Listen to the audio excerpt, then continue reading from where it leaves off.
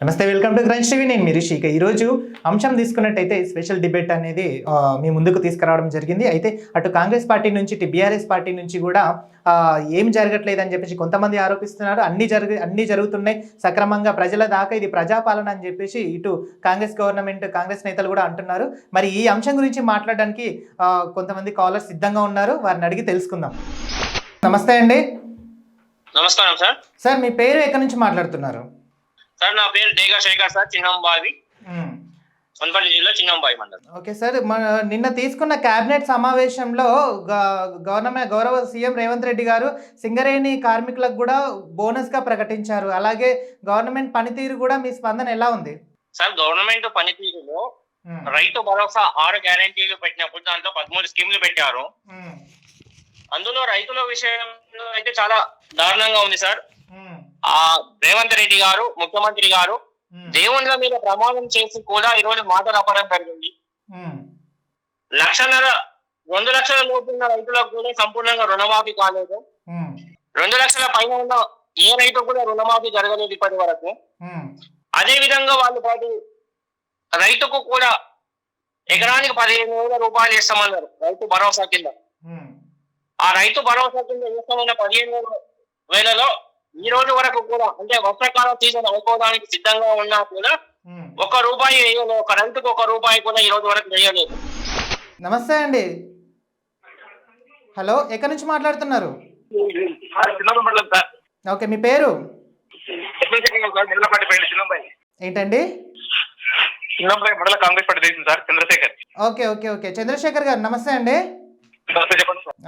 Sir, Congress party మీద అంటే ఇప్పుడు 6 గ్యారంటీలు సక్సెస్ అవ్వట్లేదు, గవర్నమెంట్కి సంబంధించింది ఏది కూడా అన్ఫిట్ అని చెప్పేసి అంటున్నారు కదండి, మరి ఏమంటారు?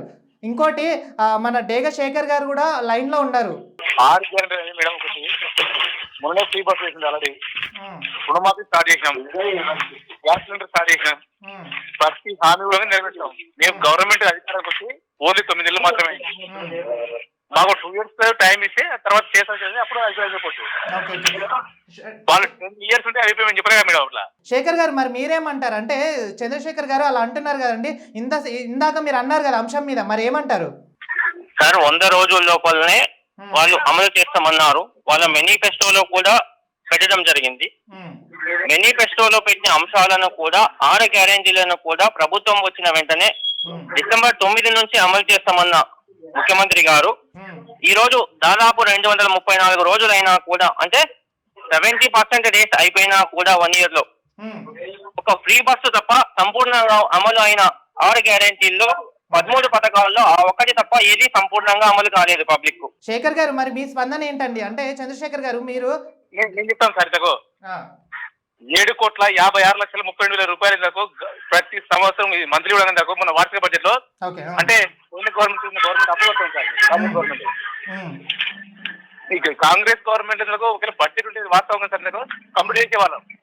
బడ్జెట్ లేకపోతే లోడ్ బడ్జెట్ ఉంది, పథకాలు అయిపోతున్నాయి సార్, అంతే.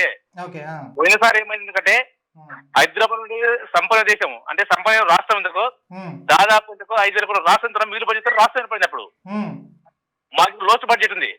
లోటు బడ్జెట్ పథకాలకు టైం ఏమని చెప్తాం, అంతే సార్, ఏం లేదు. దానికి ఎందుకంటే కాంగ్రెస్ గవర్నమెంట్ కరెక్ట్ 9 నెలలు అయింది. వాళ్ళు 10 సంవత్సరాలు ఒక రుణమాఫీ చేయడానికి 5 years బ్యాక్ అయింది సార్. 5 years అయింది. ధైర్యంగా 3 సంవత్సరాలు తీసుకున్నారు, ₹1,00,000. భారతదేశ నేతలకు నెహ్రూ గారి దాకా 75,000 కోట్ల రుణమాఫీ ఫస్ట్ చేసిండు నెహ్రూ గారు, కాంగ్రెస్ గవర్నమెంట్ ప్రధానమంత్రి. ఆ తర్వాత రేవంత్ రెడ్డి గారే 2 లక్షల రుణమాఫీ, అంటే ఈ యొక్క ఉమ్మడి ఆంధ్రప్రదేశ్ అనుకోండి ప్లస్ తెలుగు రాష్ట్రాలు అనుకోండి, ఒక రేవంత్ రెడ్డి గారు చేసింది.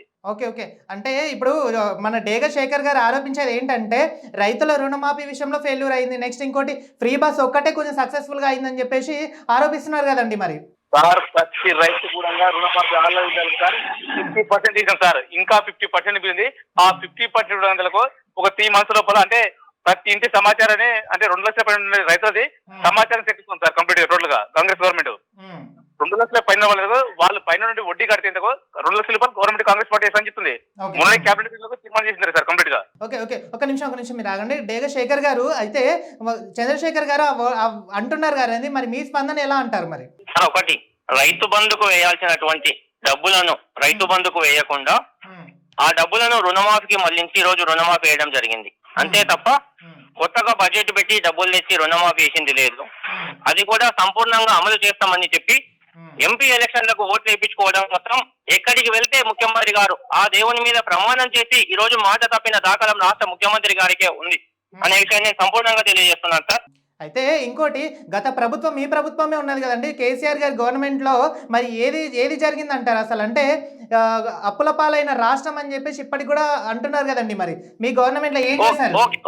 ఓకే సార్ బట్టి విక్రమార్క ముఖ్యమంత్రి ఇప్పుడు ఉన్న ఉప ముఖ్యమంత్రి గారు అప్పుడున్న అసెంబ్లీలో ఇంత అప్పు ఉందనే విషయం వాళ్ళకి తెలుసు. ఆ విషయాన్ని కూడా గత ప్రభుత్వంలో శాసనసభలో కూడా బట్టి విక్రమార్క ఇప్పుడున్న ఉప ముఖ్యమంత్రి గారు మాట్లాడడం జరిగింది. వాళ్లకు ఎంత అప్పు ఉందనే విషయం తెలిసి కూడా ఈ రోజు అమలు కాని హామీలను ఇచ్చి ఓట్లు వేయించుకొని ప్రజలను మభ్య పెడుతున్నారు. ఓకే, చంద్రశేఖర్ గారు మరి మీరేమంటారండి డేగశేఖర్ గారు వ్యాఖ్యలకు?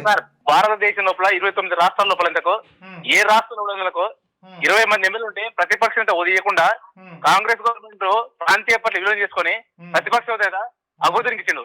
ఎవరికి ఎంఐఎం పార్టీకి కనీసం తెలుసంటకు ఆ రోజు శాసనసభలకు బడ్జెట్ పైన సమావేశాలకు వీడుంటే ప్రశ్నిస్తామని చెప్పి బట్టి మార్గం బయటకు పంపించి ఇది మన యొక్క ప్రొడక్ట్ కాంగ్రెస్ పార్టీ విలువైంది మీకు లేదు అని చెప్పి ప్రతిపక్ష హోదా అని చెప్పి బయటకు పంపించి పద్దుల పైన మాట్లాడలేదు సార్ వాస్తవంగా కాంగ్రెస్ గవర్నమెంట్ పైన. ఈ రోజు పద్దుల మన మళ్ళీ కాంగ్రెస్ గవర్నమెంట్ 5 మంత్రుల గవర్నమెంట్ పట్టించి ఇప్పుడు దాని పూర్తి సంపూర్ణ సమాజంగా కాంగ్రెస్ గవర్నమెంట్ సిద్ధమైంది. ఇంకొకటి అంటే ఒక నిమిషం సార్, అయితే 6 గ్యారంటీల విషయంలో మరి 6 గ్యారంటీలు ఇంకా ఎప్పుడు 5 గ్యారంటీలు సక్సెస్ అని చెప్పేసి అంటున్నారు, 5 గ్యారంటీలు సక్సెస్ కాలేదని చెప్పేసి వాళ్ళు అంటున్నారు. మరి దీన్ని ఎలా పరిగణలోకి తీసుకోమంటారు సార్? ప్రతి ఇప్పుడు తెలుసంటకు సమాజంలో 100% 5% మంది ఇప్పుడు కాంగ్రెస్ అంటకు 5% కాంగ్రెస్ కంప్లీట్ గా అది ఏమైంది సార్? ఎందుకంటే గ్యారంటీలకు టైం ఉంటుంది సార్. ఎందుకంటే అంతెందుకు సార్, ఇంతకు ఇప్పుడు నరేంద్ర మోడీ 14,50,000 కోట్ల రూపాయలకు కార్పొరేట్ వ్యవస్థకు దోచిపెట్టినందుకు అంటే రుణం చేసి మేము రైతులు చేసినాం సార్ కాంగ్రెస్ గవర్నమెంట్. మాకు 100 రాష్ట్రం బడ్జెట్ ఉంది, మాకు టైం అంతే అంతకు 6 నెలల కంపెనీస్ చెప్పిన సార్. ఓకే ఒక్క నిమిషం లైన్ లో ఉండండి సార్. డేగశేఖర్ గారు మరి మీరేమంటారు అసలు? చంద్రశేఖర్ గారు అన్న వర్డ్కి మీరేమంటారు సార్? వాళ్ళు అమలైనాయి అంటున్నారు కదా, 5% మంది మాత్రమే కాలేదంటున్నారు కదా. ఏ ఊర్లో సమావేశం పెట్టినా నేను సిద్ధము. చిన్నంబాయి మండలంలో ఏ ఊర్లో నన్న 5% కంటే 95% రుణమాఫీ గాని, 90% గృహ జ్యోతి గాని, 95% ఏ పథకం అమలు అయినా సరే నేను పార్టీకి రాజీనామా చేస్తా. 95% వీళ్ళు చేసిన ఒకటి ఫ్రీ బస్ తప్ప మిగతా ఏ పథకం అయినా సరే.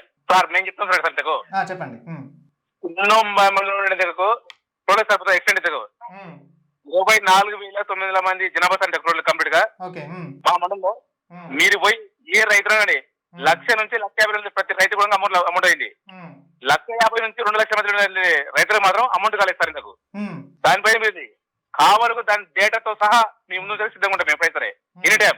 ఎందుకంటే ప్రతి రైతు అకౌంట్ లో కాంగ్రెస్ గవర్నమెంట్ అమౌంట్ ఇచ్చింది సార్. 1,50,000 నుంచి ప్రతి ఒక్కరు అమౌంట్ ఉంది. 1,50,000 రైతులు మాత్రమే అమౌంట్ లేదు సార్ కంప్లీట్ గా. మరి డేగశేఖర్ గారు నేను దేనికైనా రెడీ అని అంటున్నారు కదండి, మరి అంటే రైతుల విషయంలో ఇప్పటికీ కూడా కాంగ్రెస్ గవర్నమెంట్ అన్ఫిట్ అని చెప్పేసి ఒక డేగశేఖర్ గారే కాదండి రోజు కాలర్స్ చూస్తున్నాము, వాళ్ళు కూడా అంటున్నారు. మరి వారికి ఇచ్చే సమాధానం ఏంటి మీరు? సార్ బట్ట కాల్సి మీనేయడమే ప్రతిపక్షాల సిద్ధాంతం. ఎందుకు చెప్తున్నారంటే సార్ ఒక 5 years బ్యాక్ అంటే కాళేశ్వరం ప్రాజెక్టులకు 1,00,000 కోట్లు అడిగారు సార్ ఇంతకు. వాళ్ళ ఆయంలో కూలిపోయింది సార్ ఇంతకు. తర్వాత సింగూరు జాగ్రత్త సార్ ఇంగూరు జిల్లాకు 1000 కోట్లు ఇచ్చినప్పుడు నిట్టెంపాడుకు కోయిల్ సాగర్ భీమా కానీ ₹1 ఇచ్చారు సార్ కేసీఆర్ గారు ఎప్పుడన్నా రైతుల గురించి? ₹1 సార్. అంతెందుకు సార్ పంటల బీమా ఉంది సార్ కేసీఆర్ ఏమన్నా? విద్యుత్ ప్లాంట్ ఏంటి సార్? కాంగ్రెస్ గవర్నమెంట్ విద్యుత్ ప్లాంట్ తప్పితే ఒక్క విద్యుత్ ప్లాంట్ పే చేయబోండి సార్ మీరే. అయితే ఒక నిమిషం మీరు లైన్ లో ఉండండి. డేగశేఖర్ గారు మరి చంద్రశేఖర్ గారు అన్న దానికి మీరేం ఆన్సర్ ఇస్తారు, మీరేం సమాధానం ఇస్తారు? కాళేశ్వరం ప్రాజెక్టు విషయంలో మాట్లాడింది కదా, కాళేశ్వరం ప్రాజెక్టు విషయంలో కాళేశ్వరం ప్రాజెక్టు మొత్తమే కొట్టుకుపోయిందని ప్రచారం చేస్తే ఈ రోజు కాళేశ్వరం ప్రాజెక్టు లో నీళ్లు ఎలా అవ్వడం జరిగింది, కాళేశ్వరం ప్రాజెక్టు నుంచి ఇతర ప్రాజెక్టు మల్లన్న సాగర్ కానివ్వండి ఇంకా మిగతా ప్రాజెక్టులకు నీళ్లు ఏ విధంగా సప్లై అవుతుంది, కాళేశ్వరంలో నిల్వ జలాలను స్టాక్ చేయడం వల్లనే మిగతా ప్రాజెక్టులకు ఆ నీటిని సప్లై చేయడం జరుగుతుంది. ఈ రోజు కాళేశ్వరం ప్రాజెక్టు కొట్టుకోపోతే నీళ్ళని ఆగవు కదా సార్ అక్కడ. ఇంకొకటి రైతుల విషయంలో 24 గంటల కరెంటు ఇచ్చిన చరిత్ర బీఆర్ఎస్ పార్టీదే. ఈ రోజు 24 గంటలు కరెంట్ ఇచ్చే పరిస్థితి లేదు కాంగ్రెస్ ప్రభుత్వం వచ్చిన తర్వాత. కాంగ్రెస్ ప్రభుత్వంలో రైతులు ఎదురు చూసే పరిస్థితి ఉంది గతంలో కానీ ఇప్పుడు కానీ. ఒక్క నిమిషం డేగశేఖర్ గారు ఒక్క నిమిషం మీరు ఆగండి చంద్రశేఖర్ గారు మీరు మాట్లాడండి, మీరు చెప్పండి సార్. ఒకటి సార్, ఇంతకు అసలు విద్యుత్ ప్లాంట్ కట్టితే కాంగ్రెస్ గవర్నమెంట్ మీరు తెలిసిన విద్యుత్ సార్, మీరు కట్టిన విద్యుత్ ప్లాంట్లకు నల్గొండ జిల్లాలకు తరల ప్లాంట్ కట్టిన ఒకటి కాలేదు. మీరు చెప్పండి సార్, ఒకసారి చెప్పండి, ఒక ప్లాంట్ పేరు చెప్పండి. మీరు కాంగ్రెస్ గవర్నమెంట్ విద్యుత్ ప్లాంట్ చెప్తాయి, మీరు ఎక్కడ కట్టిన చెప్పండి, పోయినా ఉంది. ఒక ప్లాంట్ పేరు చెప్పండి మీరే. అంటే మరి డేగశేఖర్ గారు ఆరోపిస్తున్నారు కదండి, అంటే బీఆర్ఎస్ గవర్నమెంటే విద్యుత్ అంటే అన్ని విధాలుగా సపోర్ట్ చేసిందని చెప్పేసి అంటున్నారు కదండి మరి డేగశేఖర్ గారు. లేదు సార్, ఇంతకు కాంగ్రెస్ కట్టిన గవర్నమెంట్ ద్వారా కట్టిన విద్యుత్ పవర్ ప్లాంట్ ద్వారా మాత్రమే విద్యుత్ తింటారు. అది కూడా ఇచ్చిండు. ఆ తర్వాత మేమే ఇక్కడ పోదులే కదా, మేము కంటిన్యూ చేస్తున్నాం కదా విద్యుత్. మేము పథకం తీసేలే కదా సార్, ఆలోచిస్తున్నాం రైతులకు. ఒక్క నిమిషం డేగశేఖర్ గారు మీరు చెప్పండి మరి. సార్ వాళ్ళు ప్రాజెక్టులు కట్టడం అనేది కానీ విద్యుత్ సంస్థను ఏర్పాటు చేయడం అనేది కానీ ప్రభుత్వంలో ఉన్న ఏ పార్టీ అయినా సరే రైతుల కోసం నిరంతరం పాటుపడాల్సిందే, అది ఏ ప్రభుత్వం ఉన్నా. ఆ సందర్భంలో కేసీఆర్ గారు కృషి వల్ల 24 గంటల కరెంటు రైతులకు అందించింది కేసీఆర్. అదే ఉన్నవి ఒక్కటి కూడా పెంచలేదు అంటున్నప్పుడు ఈ రోజు మరి 24 గంటల కరెంటు రైతులకు ఎందుకు ఇవ్వలేకపోతుంది కాంగ్రెస్ ప్రభుత్వం? అంటే అది ప్రారంభించి అది చేసింది బీఆర్ఎస్ పార్టీ అని చెప్పేసి అంటున్నారు కదండి మరి శేఖర్ గారు. మా దగ్గర పాలమూరు అనేది సాధించింది కానీ కంప్లీట్ చేయలేదు. 14,000 కోట్లు ఇచ్చిందకు కనీసం 10 ఎకరాలు ఇవ్వాలి అందరికి. అదే కేరళ ప్రాజెక్టు 50,000 రాత్రి కట్టినకు 4,55,000 ఎకరాలకు సాగుతుంది రాష్ట్ర గవర్నమెంట్ లో. Okay, thank you so much sir. ఈ స్పెషల్ డిబేట్ లో మీరు ఇద్దరు పార్టిసిపేషన్ చేసినందుకు అటు డేగశేఖర్ గారికి ఇటు చంద్రశేఖర్ గారికి ఇద్దరికి ధన్యవాదాలు చెప్తున్నాం సార్ మా ఛానల్ తరపు నుంచి. Thank you so much. Okay, చూసారు కదండి ఈ రోజు స్పెషల్ డిబేట్లో. అయితే అటు డేగశేఖర్ గారు ఇటు చంద్రశేఖర్ గారు మాట్లాడిన వ్యాఖ్యలు చూశారు కదా. అయితే గవర్నమెంట్ దాని మీద ఏం చేయలేదని చెప్పేసి డేగశేఖర్ గారు ఆరోపించారు. అలాగే అన్ని విధాలుగా సక్సెస్ అవుతుందని చెప్పేసి మన చంద్రశేఖర్ గారు పేర్కొన్నారు. వేచి ఉండక తప్పదు. మరి వీరి గురించి ఇంకా ఏం నిర్ణయాలు ముందుకు వస్తాయో, ఏది అమలు అవుతుందో ఏది అమలు కాదా అనేది వేచి ఉండక తప్పదు. చూస్తూనే ఉండండి క్రంచ్ టీవీ.